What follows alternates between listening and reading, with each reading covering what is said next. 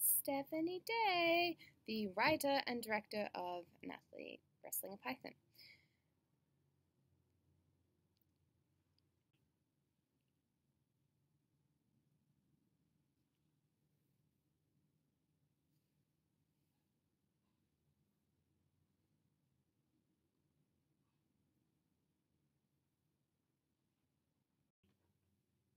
I'm making a crowdfunding video for my... Why is my face so fat?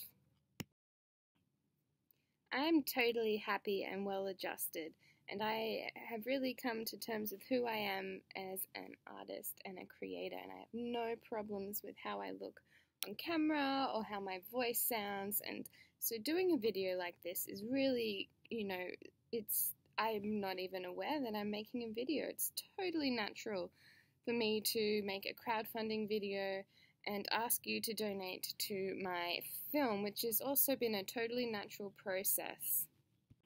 Hi guys, me again. I'm not feeling so good. This is the 6th crowdfunding video I've attempted to make.